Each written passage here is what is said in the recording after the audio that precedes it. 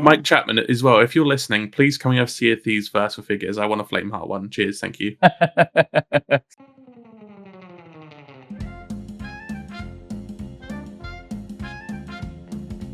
Welcome to the official, unofficial Sea of Thieves podcast, a podcast dedicated to Sea of Thieves and other rare games. But not today, since most of our main discussion will be about Microsoft and their potential announcements at E3. We are discussing this because, hey, it's my podcast and I felt like it. Originally, we planned to discuss Nintendo first, since I do follow Nintendo a bit more. But apparently it's very hard to schedule episodes when other creators live on the other side of the world. So we'll do Microsoft first. So aside from Rare, I don't really follow all the ins and outs all that much. But luckily, today's guest is there to help me out. Thanks for having me back, guys. It's AShinyRay. I'm a Sea of Thieves content creator, former Gears of War when I first started last year.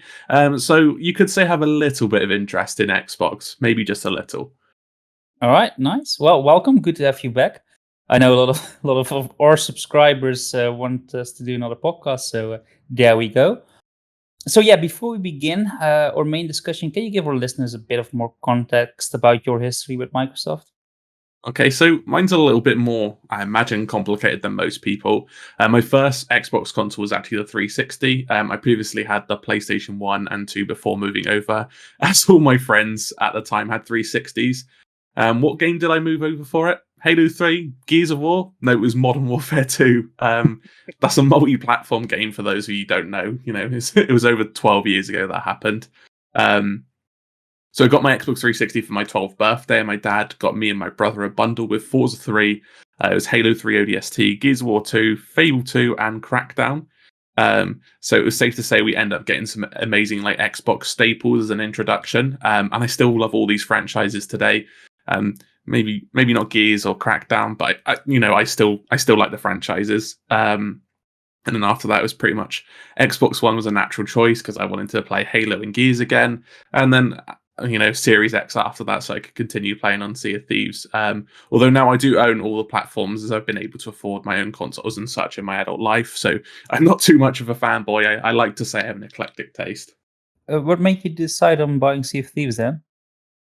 So I saw it at E3 I think it was 2015 when they revealed it, and I thought, oh, this game looks interesting. I'm going to keep my eyes on this. And then 2016 rolled around. I was like, okay, this is looking better now. And I remember being sat in my dorm in university in my first year and watching E3 by myself because everyone had gone home at this point. Because E3 happens over the summer, doesn't it? So it was the end of term, and I was just sat on my bed watching it. And the E3 2017 gameplay trailer came out. You know, the one where they're narrating it, where they go to Devil's Ridge and they go diving in the shipwreck. And I thought, this game looks fantastic. This has gone from a game that maybe I'll pick up at launch to I absolutely have to sign up for the alpha, play the beta, and get it at launch because it just looked fantastic. And all the rest is history, essentially. Yeah, it sounds similar to a lot of people I talked to. Like they've seen the trailers on the E3. Pretty interesting that we got the introduction at E3, and now we're talking about E3 again. So that's nice. And to give some context myself to the listeners, I'm more of a Nintendo fan, to be honest. But I did actually own the original Xbox, but I only played Fable and Conquer Life and Reloaded. So I mainly extended my console library because Rare got bought by Microsoft, and I wanted to keep playing Rare games because most of them are quite amazing. So I did, but playing on Xbox also introduced me to some absolute great series like Elder Scrolls, Borderlands, Fallout, BioShock, and my absolute favorite game from the 360 period is Dead Space, and I even read both of those novels. Really can't get enough of that game. And yeah, like they're not exclusive, but still, thanks to Xbox, I got introduced to these series. And on the Xbox One, I really enjoyed Firewatch, A Hat in Time, Overwatch, and what's that other game with the ships and the pirates? Sea of Thieves. I'm not all that big on them Halos and Gears. So aside from Sea of Thieves, I do mainly play my Switch and retro games, if I'm being completely honest. But yeah, that's my little backstory with Microsoft. Definitely quite different to mine. It's quite interesting to see that both of us didn't have we didn't start off as Xbox fans. They like weren't our first consoles. We've sort of graduated into it, sort of Yeah. just through circumstances. I assume. Yeah, I mean, you started with PlayStation, and I started with Nintendo. And I guess what the PlayStation offers is kind of similar to what Xbox offers, but it's completely different for Nintendo because Nintendo doesn't really do online online multiplayer very well. So if you want that, you go to Xbox. The same for Assassin's Creed, right? Like I don't like them anymore, but when the first game came out, it was like, all right, so this is something Nintendo could never make, like this big open world. This is something, a new experience that you can only get on these other type of consoles. So yeah, it's expensive, but I like having multiple consoles.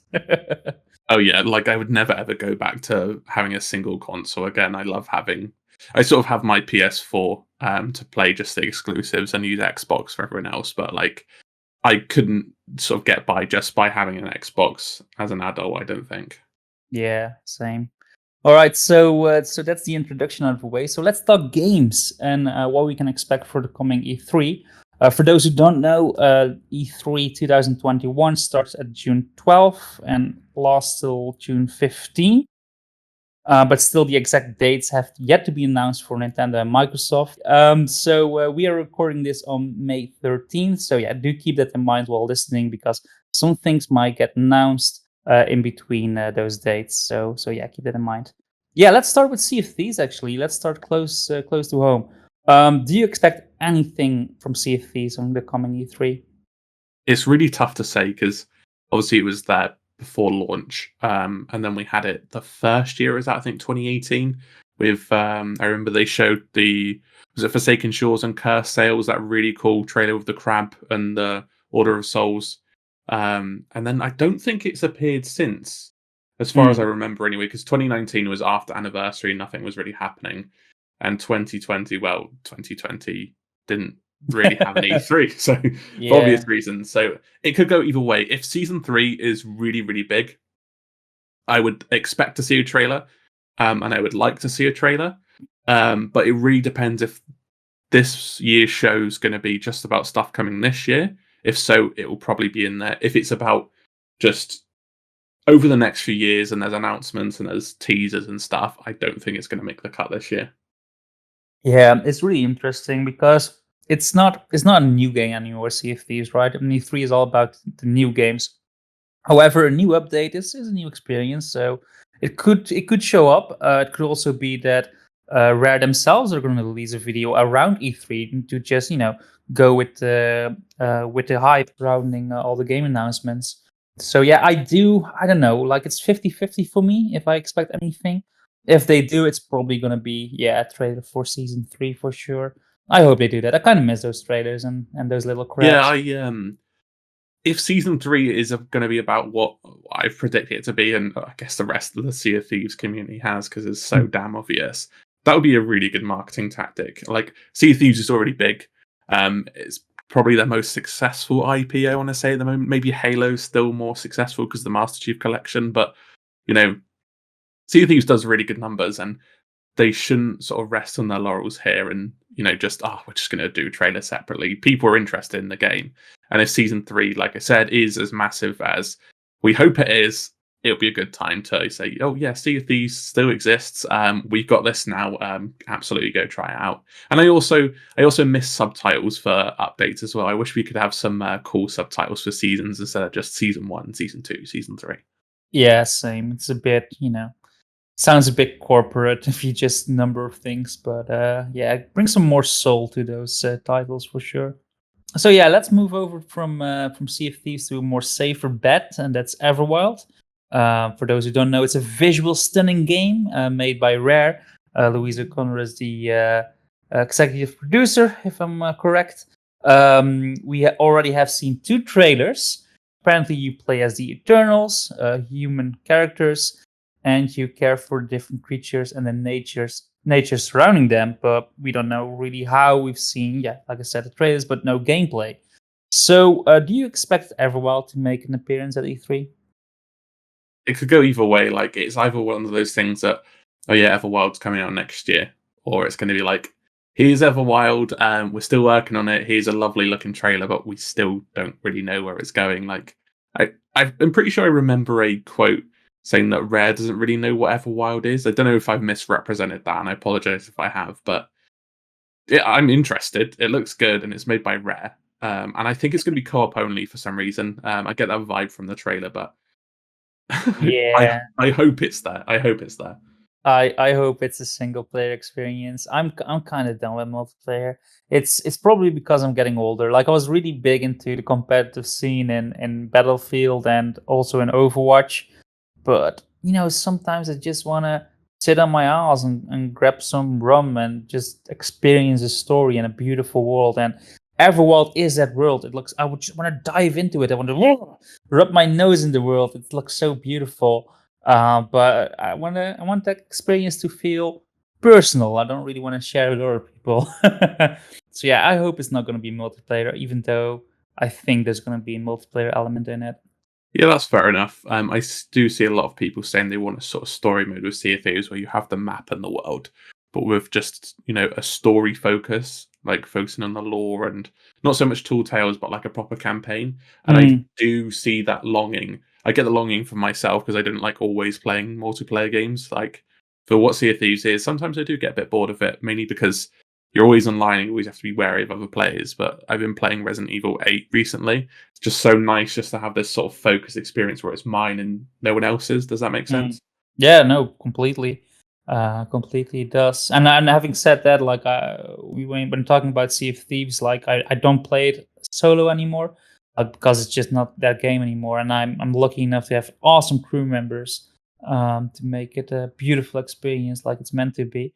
But yeah, like with the Tall Tales and just as a story driven single player experience with Sea of Thieves in that world, I do get it as well. And I wouldn't be opposed to it if they would ever make something like that. I agree. But I don't think they will. But yeah, we'll see. So yeah, Everwild probably we'll probably see it, and hopefully we get some gameplay because I'm getting sick of the of just trailers. Give us gameplay. I wanna know what we can do. Let's move to Perfect Dark again. There's also a trailer release of the new Perfect Dark game. It's not developed by Rare this time, but developed by a brand new studio, the Initiative. And I think it's great. We've seen it before with Killer Instinct and Battletoads. Those franchises were also handled by different companies, like Double Helix made Killer Instinct and Delala developed Battletoads with some creative support from Rare, but not all that much. So yeah, what do you think we're gonna see Perfect Dark? Oof. I think it's a way ways out. We've only just got that sort of CGI teaser trailer. I played a bit of the first Perfect Dark on Rare Replay, and it's quite old when I played it already. It felt a lot like Goldeneye, just with a different skin. Apologies if you like Perfect Dark and think it's amazing. I can see the merit of the game. I guess it's just a bit aged for me at this point. I'm really interested. I want to see where this goes. In the sort of spirit of, I guess, what the fans would want of people who like this IP, I want it to lean on the original games and sort of, how sometimes reboots are reboots in name only, and they, maybe the main character is the same. It's Joanna Dark, but it's nothing like the original games. I don't want them to do that. I want them to sort of respect the heritage of the IP. If they're so keen on bringing these IPs back, they need to respect and acknowledge the source material per se. But I don't think we're going to see anything at E3 regarding this. I think it's like maybe 2024 it's going to come out. Yeah, maybe you're right. I do hope we get some Perfect Dark, and like you said too, like I'm not really the biggest Perfect Dark fan actually. I played Perfect Dark Zero from start to finish when it came out, but I skipped on the original. And indeed, when I replay, I think I finally started playing Perfect Dark a year ago, and yeah, it felt really outdated. And I just wish I was there when it first released because my opinion of the game would be totally different. Having said that, for the new Perfect Dark game, I really hope they keep the same style, like that Blade Runner esque futuristic style. I really love that. I love when games do this destroyed future, like nothing is super perfect. I just like that.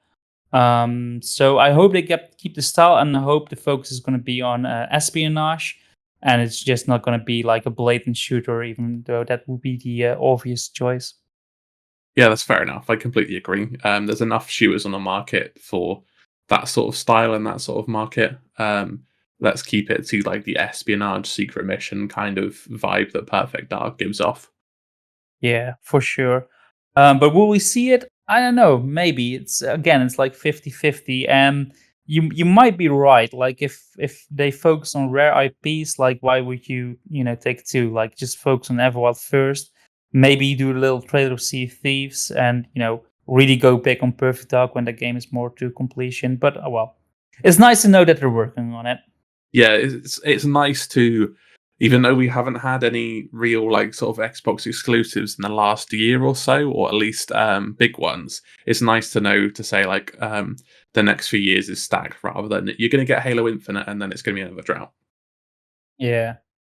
All right. So the other game I quickly want to mention is Battletoads. I don't know if you played that one. I absolutely did play it. I played it day one because I thought it looked great. I know people didn't like the tone and art style change, but I saw the trailers and I was like, I need to play this.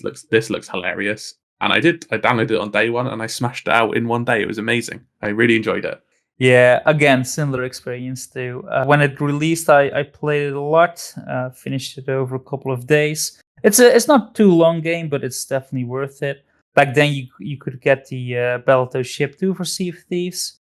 Sadly, you can't anymore. Really dumb because they didn't announce that it was time exclusive, and now suddenly it is time exclusive. So, I don't know. I don't really like that. For the people that are listening and don't know what we're talking about, I actually made a review about the latest Battletoads game. So I'll make sure the link to that is in the description or something like that, so you can check it out. However, in that game, in the latest Battletoads games, at the ending, there are hints to season 2. They blatantly say it. So, do you think we might get a reveal of season 2 for Battletoads at E3? I don't know if it was like a tongue-in-cheek joke about everything having seasons or like it being like a TV show, but I don't They think get they get into the SS Vulture.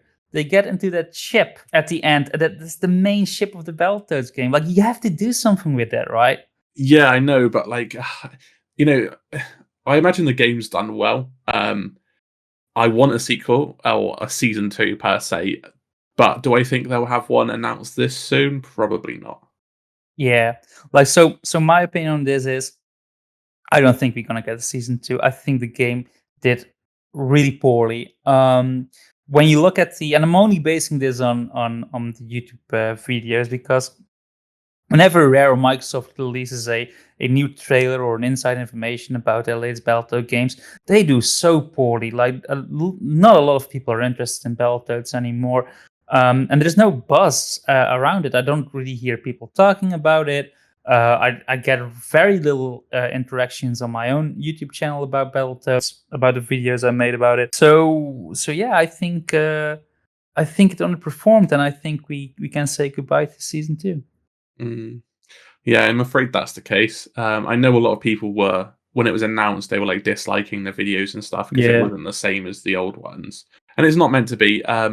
It's obviously meant to be like a reboot of it. And from, I guess, it's different from someone who never got the chance to play Battletoads as a kid because it was before my time. And it was, I even played it as an adult and it's really difficult. Yes, it This is. new one is very different, but I don't think it has the pulling power to spawn a new fan base other than that sort of, the 2010s. Is it 2010s? I imagine GameStop meme. Have you got Battletoads? Yeah. That's where the popularity comes from. I don't think that was enough to spawn a new wave of Battletoads fans. Yeah, it's sadly because they've done such an amazing job of making the Battletoads franchise appealing for the current generation. Like it's really catered to kids nowadays. I feel like with the type of fast-paced humor they're going for. And I was the same when I first saw those trailers. It was like, ugh, I don't really know if I like this. And then I played it and I was completely sold. So I do hope other people will have the same experience when they try it out. If you haven't given it a chance, go download it on Game Pass because if anything, the humor's funny and the soundtrack is absolutely amazing. If anything. Yeah, and it's not even that difficult. There are 3 difficulty modes, so If you want to go balls to the walls, you can. If you want just a fun experience, you can play it on easy. That's no problem. Exactly, yeah. So yeah, I think we talked enough about Battletoads. Sadly, I can talk hours about this franchise. So let's move to the other potential rare IPs, and this is this final segment where we talk about rare, and then we move over to other games. Because Rare is located in Twycross, and they have 4 different barns, and tradition says each barn is working on a different game. So we know Sea of Thieves, we know Everwild, obviously, but there are other barns as well. So maybe one of those barns is making another Rare game. Do you think so? Are you sure those 4 barns aren't season 1, season 2, season 3, season 4? Well, that's a good question because I get my information from watching documentaries and interviews with developers, right? So I know from past, how it was in the N64 days that each barn was indeed a separate team working on a separate game. Hmm. Game teams are now bigger. Like it's simply the way it is. Like the technology these days, you need a big team if you want to make a AAA experience. So I don't know for sure. That's my answer. I don't know for sure. Fair enough. So hypothetically, let's say barn 1, Sea of Thieves, barn 2's Everwild. What would be barn 3? I would say that 2 barns could be allocated to Sea of Thieves because the development team is the biggest they've ever had, I think, on Mm. Sea of Thieves anyway. If we were to get a hypothetical other rare IP, and I know you're going to shoot me down for this, but I really want a sequel to Banjo-Tooie. Well, I Yeah, want that too.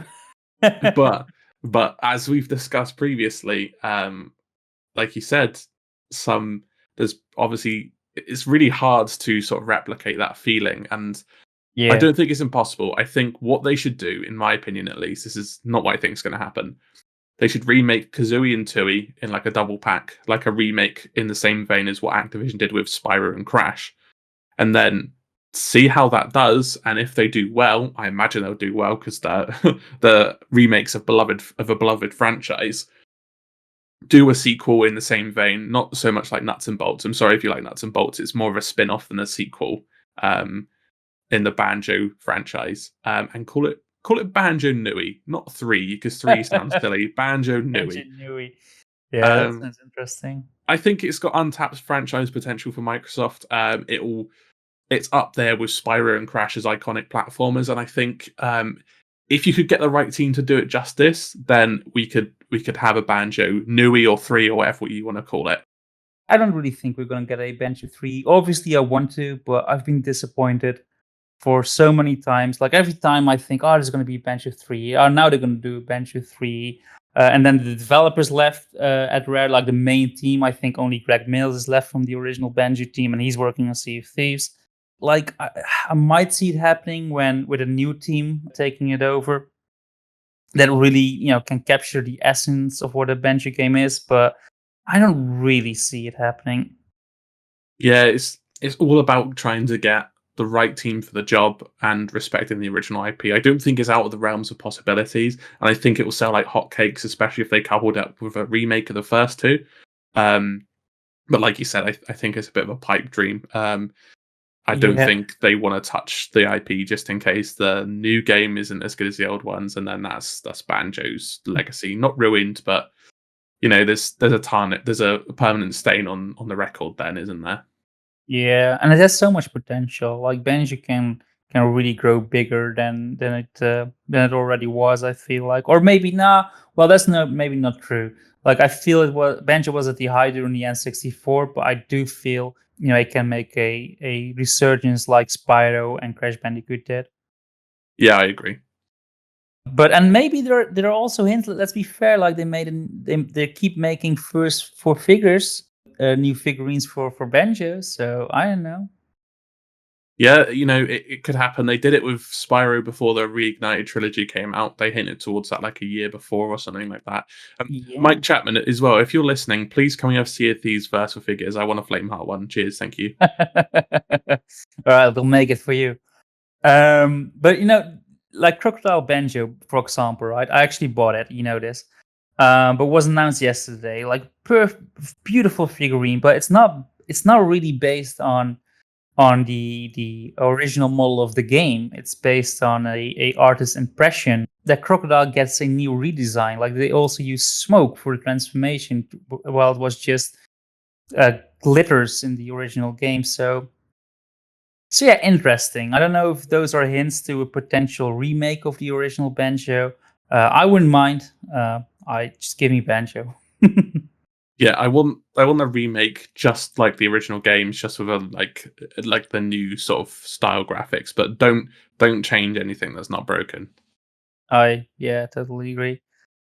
All right. And other rare IPs you might see resurgence of, or other studios that are handling other rare IPs. I think they should remake Conquer. No, I'm not going down that route. It's going to be Uh, the third remake of Conquer, right?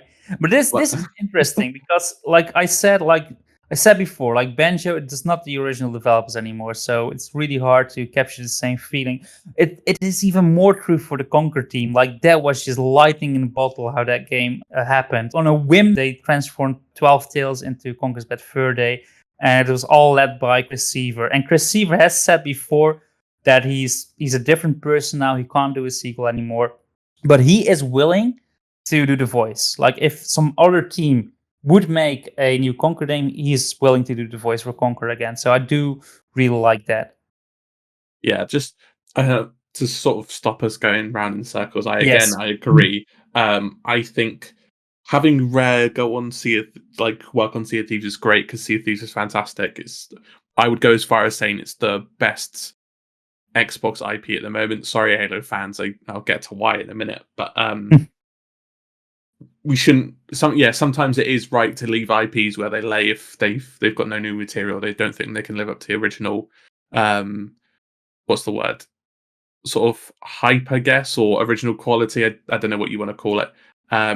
There's also a lot of IPs just sitting there that Microsoft was allegedly in the last console generation Gears, Halo, Forza, and they have had every opportunity to change that, and we're only seeing that sort of happen now. And if it's going to happen, it's going to happen in this sort of generation, I think. Yeah. Well, we see. We can only hope for more rare IPs. And I don't really think we're gonna see that many new announcements. I think we should be happy if we see Sea of Thieves and Everwild, and maybe a surprise rare IP make a return, but nothing more than that. Yep, that's fair enough. I agree. All right. So I had my fix. We're talking about rare games. I can do this forever, but we won't because we have other games to discuss. And let's start with the obvious one, Halo Infinite. What will we see? What do you think? We're going to have a big chunk of Halo Infinite gameplay, I think. We're going to have a new campaign level, one that's not set on the Halo ring, I don't think. Because obviously the reaction to last year's reveal was mixed. The game did not look good. The game looked fun. That's wrong of me to say. And it looked like it was going to play like Halo. The gameplay looked fine. Finest. I'm really shitting on the game right now. The gameplay looked great. The graphics looked awful. I think we're going to get a re-reveal of that to say, look, this is what we've done in the last 12 months. This is what it should have looked like. And we're going to get a multiplayer reveal as well with, I think, if the rumors are true, it's going to be Big Team Battle 2.0 with, I think it's meant to be like 12v12 or like 16v16. I don't know. I think they're going to reveal a new multiplayer mode. But as for the actual game itself, I think the campaign is going to be really good. I have no sort of worries about it. But what I am worried about is with this multiplayer reveal, we know it's live service, we know it's free to play, and those are two things that I really, really dislike in this day and age. Because the game's going to have drip feeding, there's going to be missing content at launch that you expect to be there, and there's going to be expensive microtransactions. And we've already seen this with charging for armor colors, which have been a staple in the franchise before. I obviously know you've not really played Halo, but in the old Halo games from I think it was Halo 2 onwards, you could pick your colors for your character. Now they've changed that to where you have to have set combinations and you have to pay for some of them, which is ridiculous. Sorry, I've gone off a bit beat. Yeah, I think Halo's going to be there.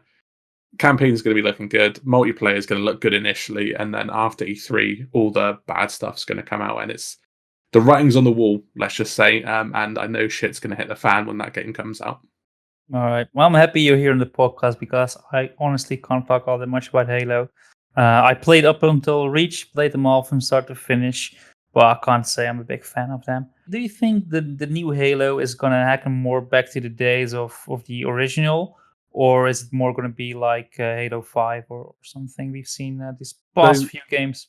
I think that's the gameplay is going to be a bridge between like Halo 3 and 5. 4 was just a different beast, even though it's quite similar, but not. I don't know how to explain it. I didn't like Halo 4's multiplayer. I like the campaign.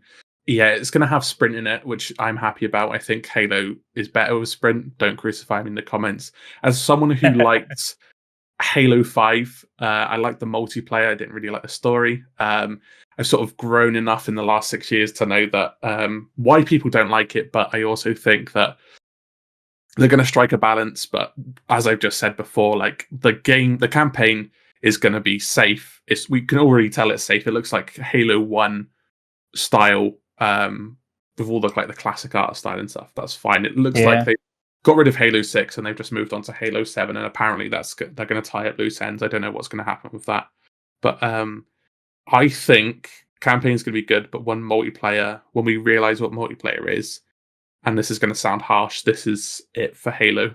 I think this free-to-play nonsense is going to kill it. That's a bold statement. I didn't even know the multiplayer was free to play. So if I don't buy Halo Infinite, I can still play the multiplayer. Yeah, so campaign is included in your Game Pass subscription, or you can buy the disc.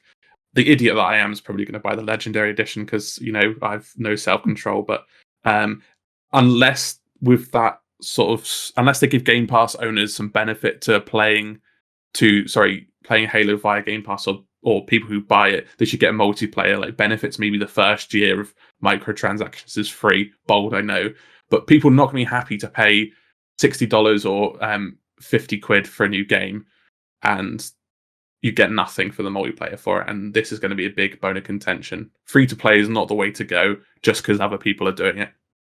All right. Well, we'll see. Like, I don't know. Maybe it draws people into the Halo franchise. That could also be the case. Yes, that's fair. I think loads of people are going to play it, but when you see the core fan base, and the Halo fan base is, if you've ever been on our Halo, Christ, God help me, they're very vocal, and sometimes it's unwarranted, and sometimes, like the armor customization, it was. Shit's going to hit the fan with it, and there's going to be stuff that obviously has been swept under the rug and not told us about, and it's just going to be Halo 5 again, the debacle of that. All right. Well, I trust your judgment on it because, like I said, I'm not going to pretend that I'm a big Halo knower. But do you think it's going to blow us away? Do you think it's going to be the big game at E3 for Microsoft? Absolutely, yeah. It's going to have a big reveal. I think it's going to be like 20, 25 minutes of gameplay and information because we've been that starved of information for the last 6 years. It's now time to get it on the table and let's start talking about it properly. Right, nice. I'll make sure I stock up on some beers when I'm going to watch the E3. Same. I always do. It's like Christmas, man. I love it more than Christmas. I just I even eat fancy too on during the E3 days. Yeah, like I always save time for it. I think I'm lucky enough this year to be off work, so I'll probably just watch it live. I'll sit in the office now and watch it on the you telly. gotta watch it live. That's Yeah, the whole point, right? Yeah.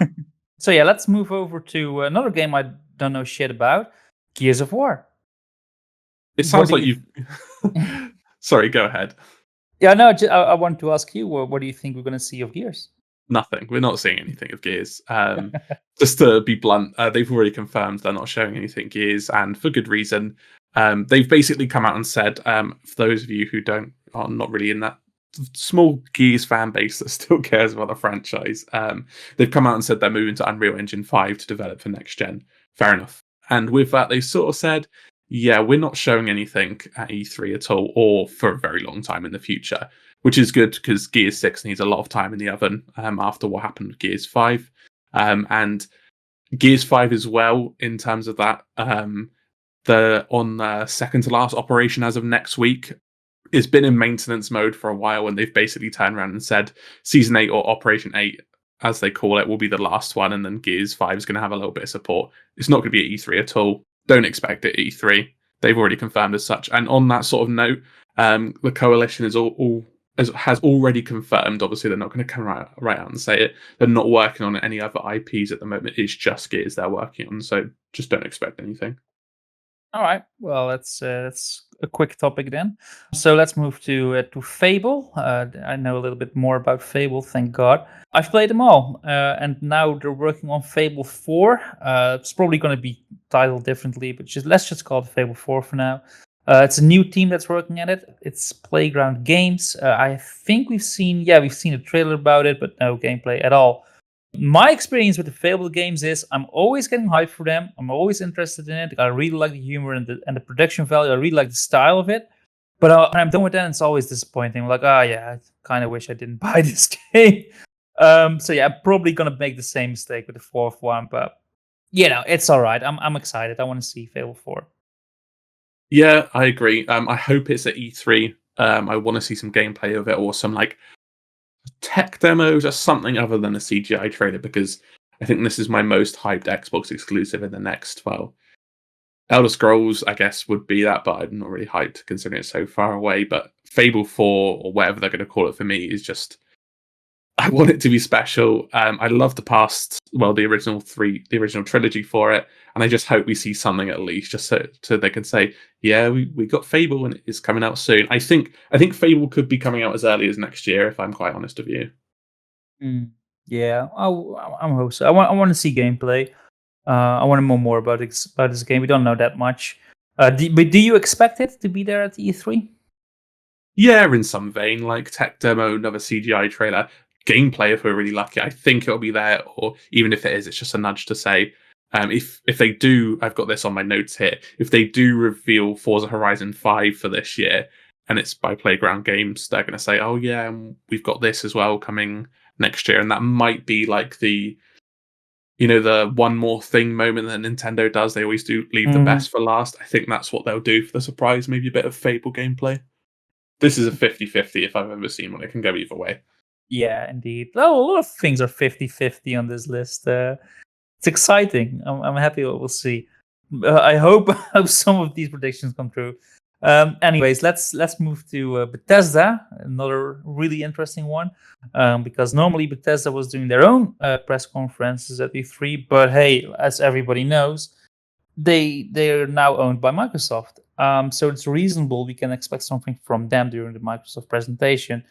The big question is, what will we see? Like, they have a lot of IPs. They have Doom, Wolfenstein, Rage, Deathloop is, I think, still in development. They own Fallout, Elder Scrolls, and they're also working on Starfield. So what do you think we will see?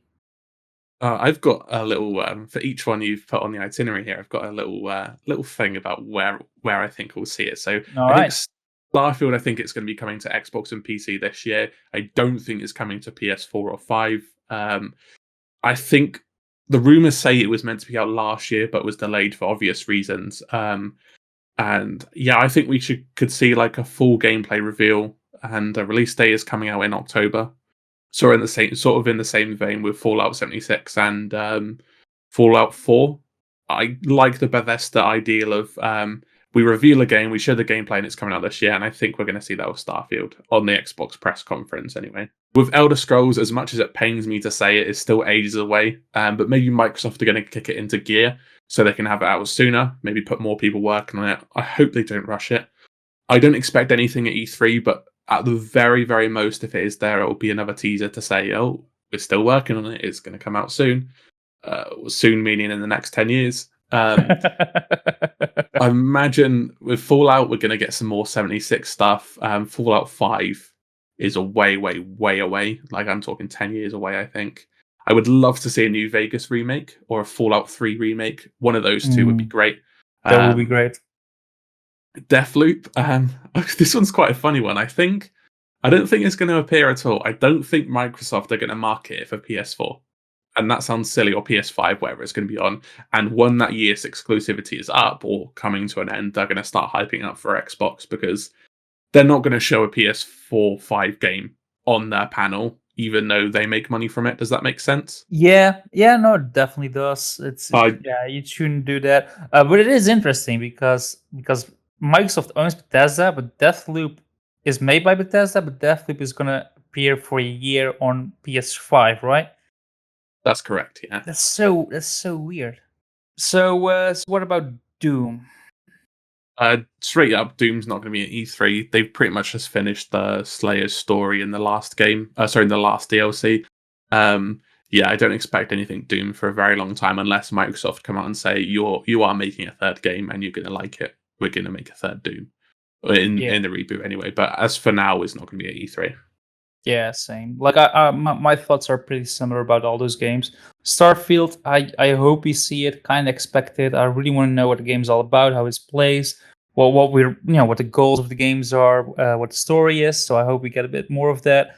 Elder Scrolls, yeah, I don't think they're gonna show it. Maybe a subtitle that we know the region or something like that. Maybe that, but I don't really think so. Even though I really want to play new Elder Scrolls, Mm. Fallout, yeah, ways off. Probably even the next generation. If you follow the Bethesda pattern, Deathloop, like you said, PS5, not going to be shown at Microsoft. Rage and Wolfenstein, and Doom probably not. And I still want to play the new Doom games. By the way, they look fun. Yeah, they're really good. They I don't know, they're just really stellar games and they're just balls to the wall fun. Just absolutely play them when you get the chance. Yeah, I heard that. One of my crew members said it's like very therapeutic, even though you're killing people while killing demons. It's still very therapeutic. So kind of excited to try it out. It's scarily satisfying. I think it taps something in our brain. Maybe the id in our brain. Maybe that's why they're called the id software. The id Yeah. software. That's why they're probably called id software that make it. All right. Well, I'm excited. I definitely want to give it a try. I played the original one when it came out, like the OG, the first one, Doom. I enjoyed that one. So that's my experience with Doom.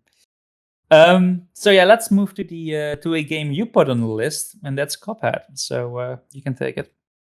Okay, fair enough.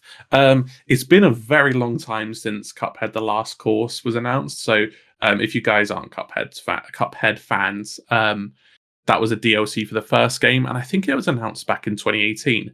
And we didn't hear anything for a while, and they came out last year, obviously during the midst of COVID, and said, "Yeah, we still need more time." And everyone was like, "Yeah, we sort of knew that because the game's not out yet."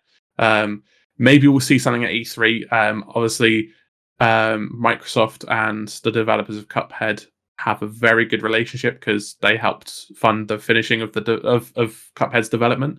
So if it's going to be anywhere at E3, I think it'll be at the um, Microsoft press conference with possibly a release later this year if we're lucky, maybe early next year. Yeah, that would be cool. We've talked about this before. I played Cuphead, really liked it, but I got stuck on the B boss, and I really didn't get the motivation again to really finish it. Maybe I will, but we'll see. There was also a Netflix series announced, and as far as I know, that still hasn't been released. Is that correct?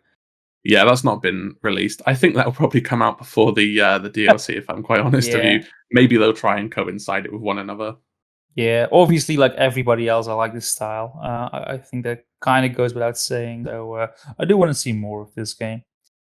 I think it's got good franchise potential. They merchandise the hell out of it. So, the sooner we can get the DLC, as obviously as long as it's all polished and stuff, the better in my opinion. Yeah, for sure. All right, so let's move over to the last game on the list, and that's Avowed. It's made by Obsidian Entertainment. We saw something last year, just a little teaser trailer, you could call it. I'm getting strong Elder Scrolls vibes from the game because the guy was, in one hand, he was wielding magic, and in the other hand, he had this glowy sword. So, yeah, definitely getting those action RPG vibes. And Obsidian Entertainment is also bought by Microsoft a while ago. So yeah, do you think we'll see Avowed from Obsidian? We might see gameplay. It's really hard to tell how far in development it is because we saw that like CGI trailer last E3. Was it last E3 or last the showcase we had? Oh yeah, I said E3, but it's probably Showcase. Yeah. It's basically E3, isn't it? Just in everything but name, and just not Yeah. as good.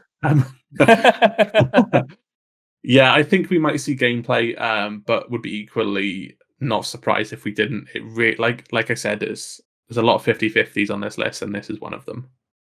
Yeah. Yeah, for sure. Are you Oh, interested in it?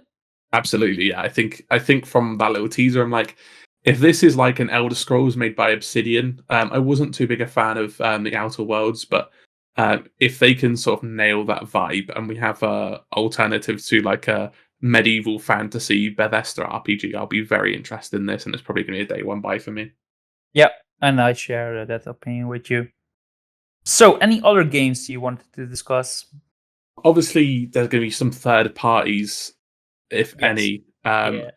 I'm hoping Elden Ring finally gets revealed. I know we Oh, had the leaks.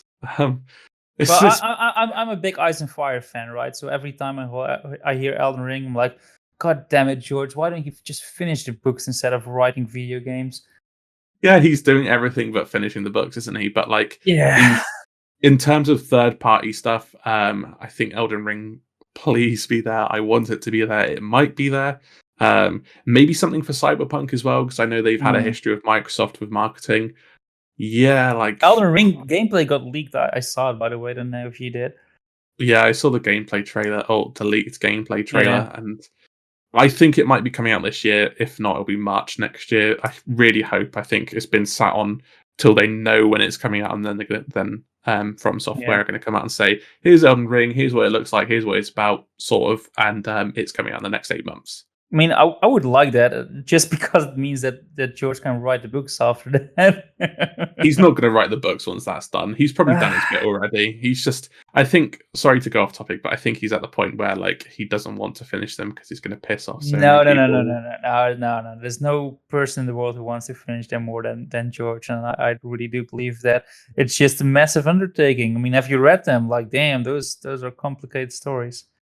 Well, yeah, at least he has some guidance on how not to finish it after the last season of Game Yeah, of Thrones, as he's already yeah, said. that's true. Yeah, that's true. But let's not turn this into a Ice and Fire podcast, even though I would really want that. And for those Ice and Fire fans and Martin fans, like George should do whatever the hell he wants to, obviously, as long as one of them is writing books. Anyways, any other games you want to mention? It's all up in the air with third parties and first party games. I'd be very surprised if we got any sort of new announcements. Yeah. The only one I can really see that we don't technically know about is Forza Horizon. That's the most likely, and I Oh think yeah. that is probably going to come out this year if it does get announced. But other than that, I don't think there's going to be any major Yeah. surprises, at least from Microsoft. Yeah, that's true. And like they're very smart with their announcements and their shows. Like they always do these gameplay trailers where they showcase a lot of indie games and a lot of unknown developers. So you get like an overload of potential interesting games, and they're really smart with that. So I expect the same to happen this year as well. Just an overload at gameplay videos of smaller development teams. Hmm. But what they are, we'll see. I'm sure there's some quite a few probably that will pique my interest, but we'll see. Um, yeah, go for it. I was going to say exactly, yeah. And the one that just popped into my head could be Age of Empires, but I don't really know too much about that to speak about that. But I think that could be there as well. Yeah, same. I'm not gonna pretend I know a lot about that series. Same. So yeah, so sorry, like I'm a rare fan first. So if some people are disappointed with this podcast. Well, hey, can't really help it. The last thing I want to mention is actually pretty big. Is a potential collab with Nintendo because Nintendo Switches have been found in the background of Microsoft employees, including Phil Spencer, and he was asked about it, like, "Hey, does that stuff in the background mean anything?" And he said, "Yes, 100% sure that means something." So, what does it mean? I want you to go first for this one. Or I really don't know. Well, a lot of people seem to be hinting Game Pass is going to go to Switch. All right, maybe. I don't really know what it means. The thing I want it to mean is that we will see more N64 games made by Rare on the Switch or on both consoles or something like that. Maybe a Conquer and Smash or something like that, or a remake of Diddy Kong Racing because oh my god, the what is the licenses of that game are all over the place. Like Diddy is owned by Nintendo. The IP is owned by Nintendo. The certain characters like Conker and Banjo are now owned by Microsoft, but the tracks are owned by Rare. Like the actual tracks of that game are, some of them are owned by Rare. So it's so complicated. I hope they figure something out because I do want to play the Yukon Racing in HD if I'm being honest. So I hope it's going to be something in that vein. But of course I say that. Yeah, that would be quite good considering it seems like Nintendo and Microsoft are playing ball at the moment. Like they seem to have quite a good relationship. It's funny that you mentioned about Game Pass on Switch. I really don't get why you'd want as a brand for Microsoft to say, "Here's Game Pass on Switch. You can have all our IPs." Why would I buy an Xbox? Yeah, And it's got the because most. you like to experience a slow frame rate on Switch. That's true. Like you would have the slow frame rate on Switch, but like I don't get it. Like why would a business go? Yeah, you could buy an Xbox and just have the Xbox IPs, or you could buy a Switch and have all the Nintendo IPs, Zelda, Pokemon, Mario, etc. And you Mhm. get all the Xbox ones. Why buy an Xbox then? Like Mm. it's good for Nintendo fans. It's not good for the people who bought your console and to play your exclusive games or bought a PC and they could say, Yeah. "Oh, I'll save the money and just play it in 30 FPS on the Switch." I don't think it's happening. Um, I think it would be a bad move for the brand if they did.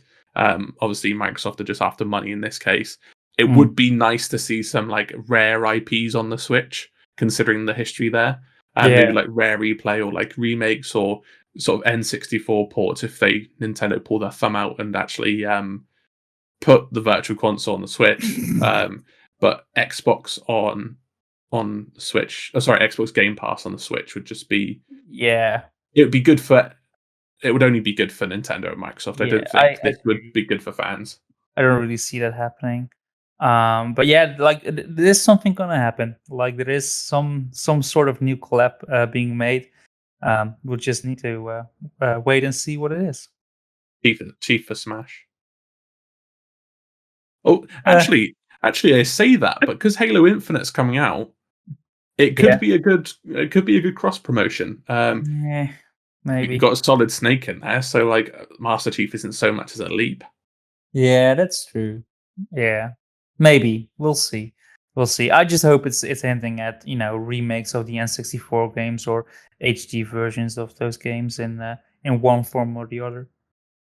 What if it's GoldenEye for GoldenEye is Xbox not going and to happen. Switch? GoldenEye is the line like the GoldenEye is not on Rare Replay, and the main reason for that is because it has to do with the licensing of the music. Like apparently, if you want to use the official James Bond music, you gotta pay like a lot of money to the guy who originally wrote that, and that's the main reason why GoldenEye is not on the Rare Replay. I don't know. Microsoft does throw money at problems, so if they think they can make a return on investment, they're like, "Here, mate, here's your few million or tens of millions you want. We're going to Yeah. go ahead and re-release this on our console." Yeah, I don't see it happening. Also, I replayed GoldenEye. Uh, it doesn't really hold up, to be honest. It only really plays, and I say well in the most generous term here. Only really plays well on the N64 controller. On modern controls, it just feels awful. Yeah, it's weird. Oh well. Anyways, we're rambling a little bit and we're going off tangent to Nintendo, which is really interesting. But hey, let's save it for another podcast because I do have a podcast planned where we do talk about Nintendo. So yeah, any closing words you want to say on this podcast? I'm just really excited for E3 to actually be E3 again. To be honest, and just hope it's not disappointing. Is all.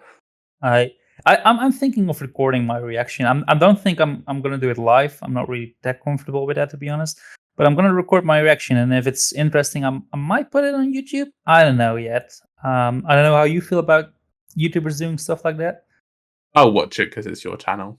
Yeah, but I know just in general, would it be something you would do? No, because it doesn't fit my channel, but Mm. also like I don't know. I wouldn't have the personality to pull that off. Yeah, that's what I'm debating too. But anyways, let me know in the comments if you guys are listening. If you're interested in that type of stuff, I might give it a good thought. I'm also excited, by the way, to close the podcast as well. I'm really excited. I'm hyped for it. I hope we get some great announcements and some wonderful surprises. So with that, we've come to the end of the podcast, and yeah, we might have missed some of your some stuff or glanced over your favorite franchise, but I do hope you got a feel about our expectations and our wishes, and maybe even got interested in something you were before. I really hope you do. If you like these discussions with other YouTubers, don't forget to leave a thumbs up. It really helps this podcast out. So I would like to thank AShinyRay for again being wonderful. And can you tell our listeners where they can find you? You can find me on YouTube at AShinyRay. Just punch my name into the search bar at the top, and you'll find some mediocre Sea of Thieves content. You can also follow me on Twitter as well at AShinyRayquaza. You're selling yourself short. You make good videos, especially your lore videos. So if you're interested in lore, definitely check AShinyRay out. You won't be disappointed. So yeah, that's it. Thank you very much for listening. You, the listener, are amazing. You're a wonderful human being. So stay safe, do something daring, and have a nice day. Goodbye. Bye, guys. Stay safe.